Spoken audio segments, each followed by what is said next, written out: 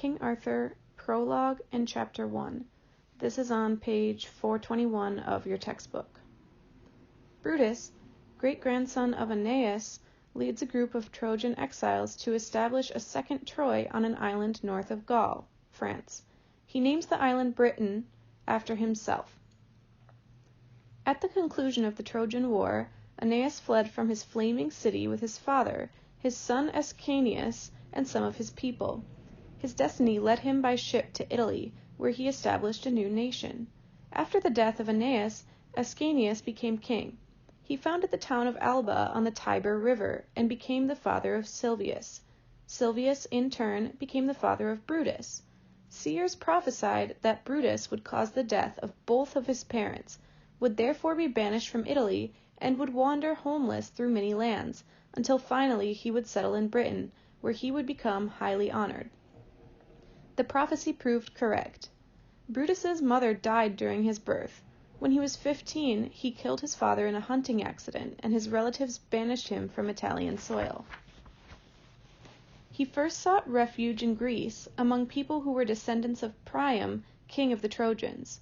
Brutus's courage and wisdom enabled him to free those Trojans from the tyranny of local Greek rule. He surprised the Greeks with a night attack, and the Trojans slaughtered the Greeks like wolves attacking slumbering sheep. Brutus married the daughter of the local king he had conquered, and then sailed away with the Trojans for another land.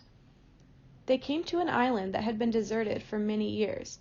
Investigating an abandoned city, Brutus found a temple of Diana, goddess of the hunt, and offered sacrifices to her. "O mighty goddess, both terror and hope of the wild woodlands," he prayed, "tell me where we can safely settle and worship you throughout the years to come." When he lay down to sleep that night, Diana appeared before him and said, "Brutus, far beyond the setting of the sun, past Gaul, you will find an island in the sea that was once inhabited by a race of giants. This land will suit you and your people for years to come. It will be a second Troy for all those who come after you. There from your blood a race of kings will be born, and the whole earth will kneel before them." When he awoke, a fair wind was blowing. Brutus took this as another sign from the goddess, and he and his people immediately resumed their journey. They sailed up the coast of Africa, past the Pillars of Hercules at the western end of the Mediterranean Sea. There they escaped from the sea monsters known as the Sirens, who almost sank their ships.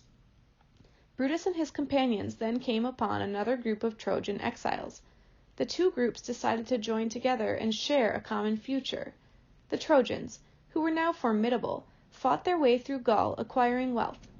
Finally, they returned to the coast and set sail for the island Diana had revealed to Brutus in his dream.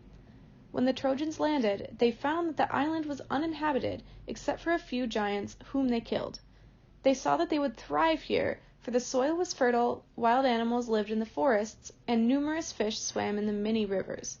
Under Brutus's direction, the Trojans divided up the land, built houses, and began to farm. Brutus searched the island for the best location for a capital city. He decided to build it along the Thames River, and he called it Troia Nova, New Troy. He named the island after himself. It became Britain, and Brutus and his companions were called Britons. Brutus gave the city of Troia Nova to his people, and he also gave them a code of laws to help them live in peace with one another.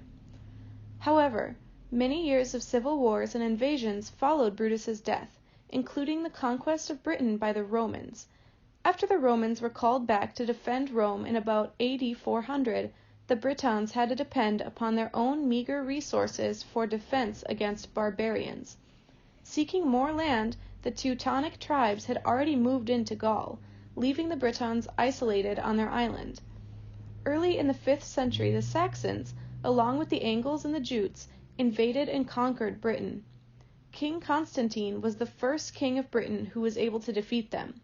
His sons, Aurelius Ambrosius and Uther Pendragon, ruled Britain during the period when the Saxons were their principal adversaries. Chapter 1. When Arthur is 15 years old, a sword and a stone miraculously appears in a churchyard in London. Upon the stone is written, "Whoever pulls out this sword is the lawfully born king of Britain." Unaware of its meaning, Arthur pulls out the sword and learns that he will be king.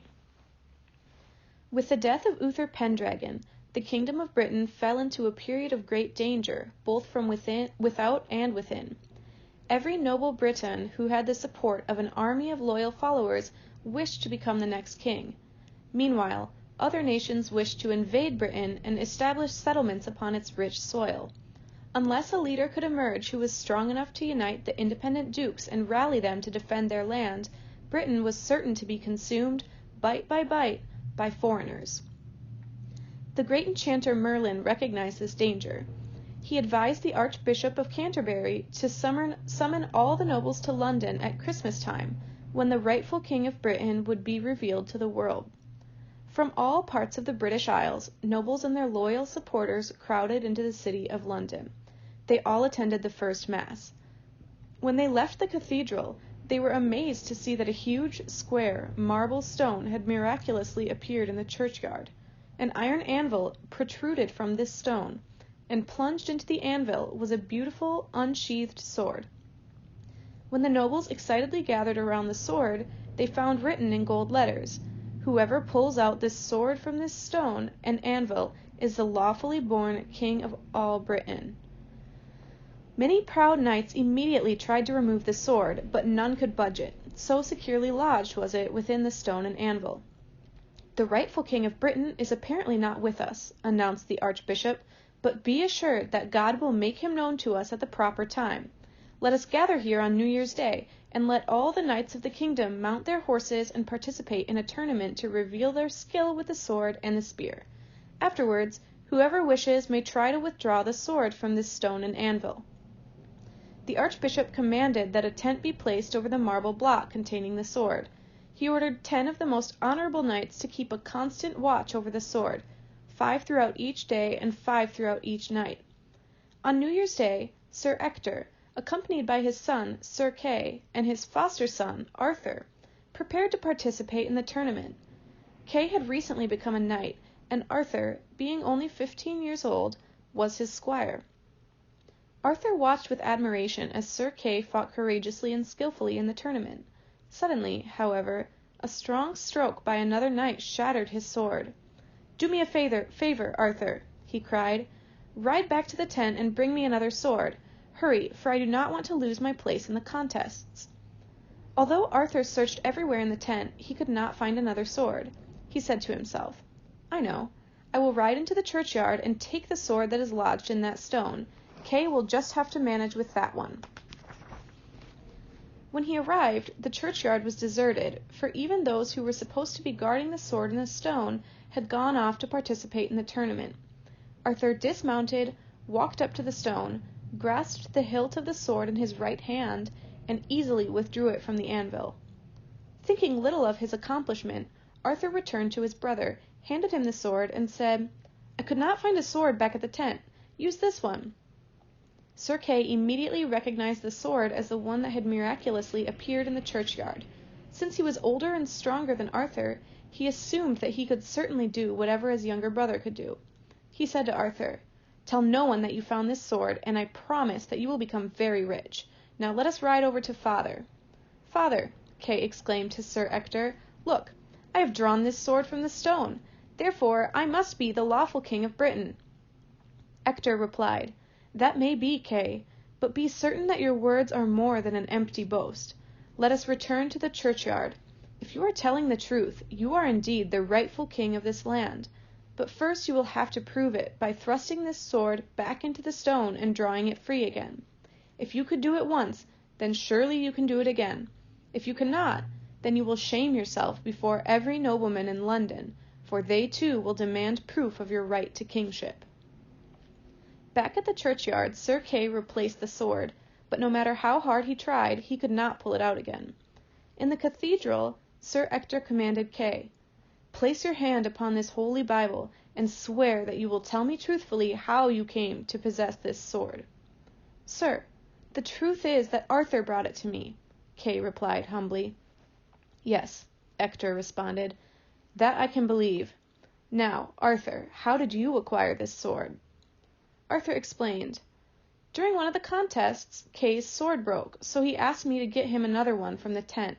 When I arrived, I could find no sword, no matter how carefully I searched. Fortunately, I remembered the sword and the stone. I knew how important it was for Kay to have a sword, so I rode over here and took it for him. It was easy. When I put my hand on the hilt and pulled, the sword simply slid from the anvil." "Were there no knights here as you did this?" Sir Ector inquired. "No one was here. They must have all gone to the tournament." "Arthur," Ector said, "have you any idea what you have done?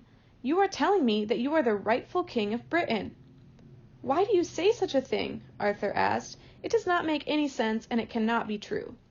"Sir," Ector respectfully answered his foster son, "you are the rightful king of Britain because God has chosen you for this highest of honors. Only the rightful king of this land could have drawn this sword out of its stone. Now, let me watch you return the sword to its place in the anvil, and then withdraw it once again." "It is a simple task," said Arthur.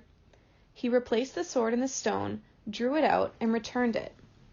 Sir Ector then tried to pull out the sword, but no matter how hard he tried, the sword would not budge.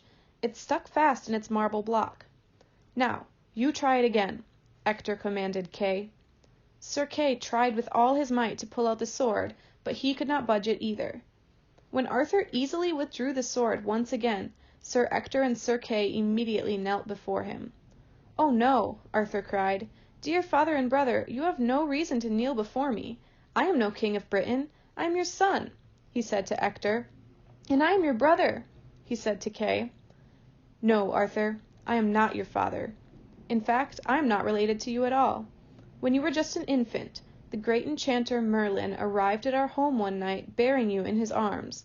He never told me whose child you were, but he commanded me to rear you as my own son, and so I have." These words filled Arthur with a great sadness. "You have suddenly made me feel all alone," he said to Sir Ector. "I feel as if I have lost my father and my mother and my brother. You are the only family I have ever known. You are the ones I love most in the world. I do not know how to be the king of Britain." "You have not lost us, Arthur. We will love you as we always have. Think instead about what it is that makes a good king. I am certain Merlin will reappear to advise you." The next morning Sir Ector gave Arthur armor and weapons, and conferred knighthood upon him. Then he sent him off to the tournament. All that day Arthur showed his courage and his skill in many contests, and he earned great honor and praise. On the following day Sir Ector went to the archbishop and said, "I know a young knight who is noble, valiant, and well skilled in the use of weapons. He will be king of Britain according to the law, for he can draw the sword forth from the stone in the churchyard." The archbishop replied, "Bring him here, and I will summon all of the nobles." When everyone had arrived, all of the nobles in turn tried to pull out the sword, but none of them could budge it. When they watched Arthur easily accomplish what no mighty effort of theirs could do, they were ashamed and angry. "It is ridiculous that a mere boy should have the right to rule over all of us," they exclaimed. The archbishop decided to postpone the decision of kingship until the next holiday, and the knights continued to watch over the sword in the marble stone. At that time, more dukes and barons gathered, and all were given the chance to try to withdraw the sword. Again, only Arthur could perform the deed, but the nobles still were not satisfied. Easter arrived, and the archbishop repeated the contest. Once again, only Arthur could remove the sword from the stone, but the nobles still were not satisfied. The archbishop agreed to postpone the decision one more time. The following holiday, everyone was again given the opportunity to pull upon the sword, but no one was able to budge it. Arthur then performed the task as easily as he had before.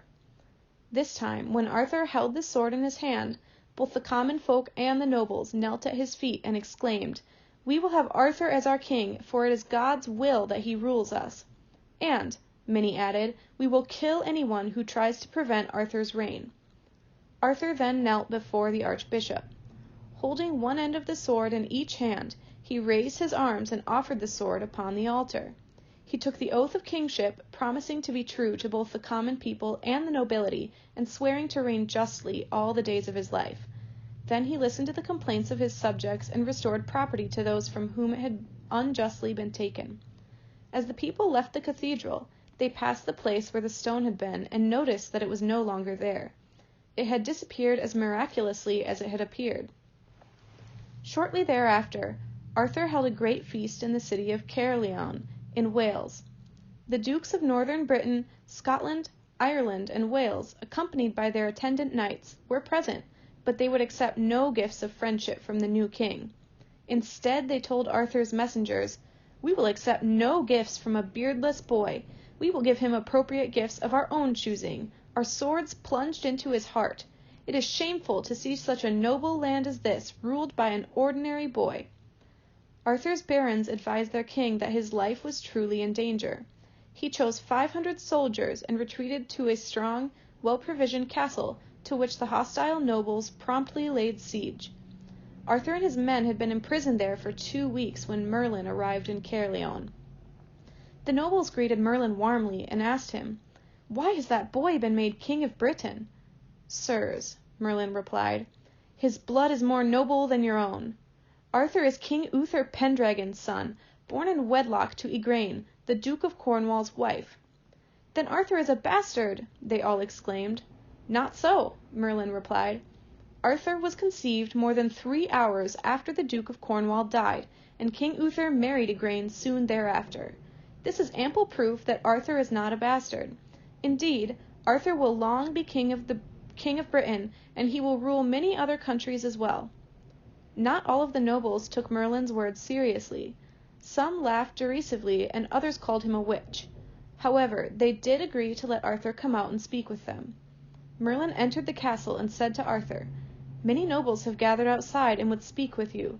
Appear before them without fear in your heart. Answer their questions as their chief and their king, for you are destined to overpower all of them, no matter what harm they hope to bring upon you. But let me tell you something about your parents and your country before you face them. Knowledge will fortify your heart."